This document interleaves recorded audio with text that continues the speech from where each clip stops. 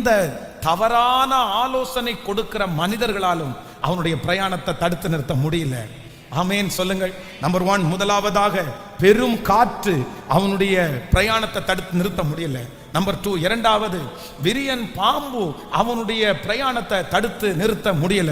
Number 3, மூன்றாவதாக தேவையற்ற ஆலோசனைகள் அவனுடைய பிரயாணத்தை தடுத்து நிறுத்த முடியல. கடைசியாக ஒரு வசனத்தை கூட வாசிக்கலாமா? ஆமென். ஒரு வசனத்தை வாசிக்கலாம். 28ஆம் அதிகாரம் 21வது வசனத்தை வாசிக்கலாமே. 28ஆம் அதிகாரம் 21வது வசனம். ஆமென். அதற்கு அவர்கள், உன்னை குறித்து யூதேயாவில் இருந்து எங்களுக்கு காகிதங்கள் வரவும் இல்லை, வந்த சகோதரரில் ஒருவனும் உன் பேரில் ஒரு பொல்லாங்கையும் அறிவித்ததும் இல்லை, அதை பற்றி யோசித்ததும் இல்லை, பேசினதும் இல்லை. ஆமென். கைகளை உயர்த்தி ஒரு ஹல்லேலூயா சொல்லலாம். நம்பர் 4, நாலாவதாக அப்படின்னா ஒரு கைதி வந்து, கவனிங்க, ஒரு கைதியை வந்து இப்போ வந்து காப்பாற்றப்பட முடியாத ஒரு சூழ்நிலையில் இருக்கிறாங்க. நல்லா கவனிச்சுங்க. இவங்க டிராவல் ஆரம்பிச்சிட்டாங்க, கைதிகள் இருக்காங்க, இப்போ காற்று அடிக்குது, கப்பல் உடஞ்சிருச்சு. இப்போ 2 காரியம் செய்யணும். ஒன்று என்ன பண்ணணும்னா இவங்களை தப்பிச்சு இவங்களை விடணும், இல்லை அப்படின்னா இவங்களை என்கவுண்டர் பண்ணணும், இவங்களை கொல்லணும். இப்போ இவங்களுடைய பவரை வச்சு என்கவுண்டர் பண்ண முடியாது. ஒரு தூக்கு தண்டனை கைதியை வந்து நம்ம வந்து அவன் தப்பு பண்ணிட்டான்னு டக்குன்னு தூக்கு தண்டனை எல்லாம் போட முடியாது. இந்த தூக்கு தண்டனையுடைய கைதிக்கு வந்து என்ன நடக்கும் அப்படின்னு சொன்னா, தூக்கு தண்டனையினுடைய நேரத்தை டைமை ஃபிக்ஸ் பண்ணிடுவாங்க. இன்ன டேட்ல உங்களுக்கு தூக்கு தண்டனைன்னு சொல்லிடுவாங்க. ஆனா அந்த நைட்டு வந்து தூக்கு தண்டனை கைதியை வந்து தூங்க விட மாட்டாங்க.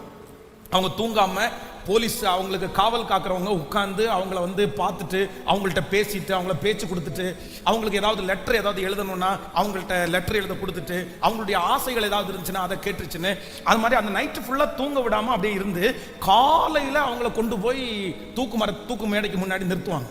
அப்போ இதுக்கு இடையில என்ன நடக்கும் அப்படின்னு சொன்னா, கரெக்டா பாத்தீங்க அப்படின்னா அந்த தூக்கு தண்டனைக்கு அவனை குளிப்பாட்டி அவனை கொண்டு போய் அந்த இடத்துல நிறுத்துறதுக்கு முன்னாடி கடைசியா ஒரு லெட்டர் வரும், ஒரு கடிதம் வரும்.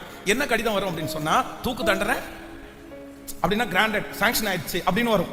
ஆனா அது வரைக்குமே என்ன பண்ணாது அப்படின்னு சொன்னா, அது வரைக்குமே அவன் காப்பாற்றப்படுவதற்கு நிறைய சான்ஸ் இருக்குது.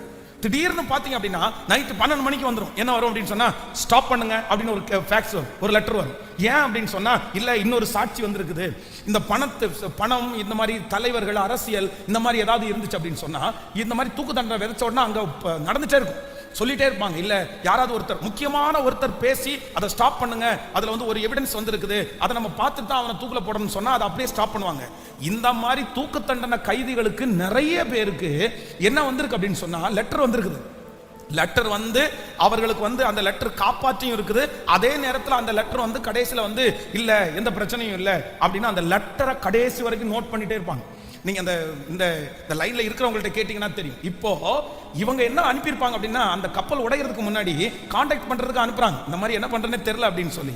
அப்பதான் இந்த மனுஷன் என்ன சொல்றான் அப்படின்னு சொன்னா, உன்னை கொல்லணும்னு எந்த கடிதமும் எங்களுக்கு எந்த ஆளும் வரல, எந்த பேச்சும் பேசப்படல அப்படின்னா நான் நம்புறேன் அப்போஸ்தலனாகிய பவுலுடைய பிரயாணத்தை எந்த கடிதங்களும் தடுத்து நிறுத்த முடியாது, எந்த கையெழுத்தும் தடுத்து நிறுத்த முடியாது, எந்த முத்திரையும் தடுத்து நிறுத்த முடியாது, எந்த டாக்டருடைய ரிசல்ட்டும் தடுத்து நிறுத்த முடியாது. எத்தனை பேர் ஆமோதிக்கிறீங்க?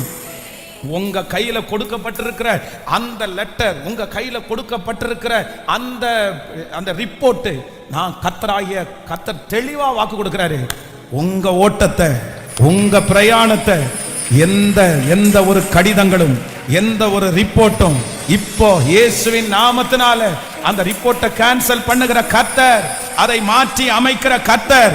நம்புறவங்க நல்ல கரங்களை முழு பலத்தோட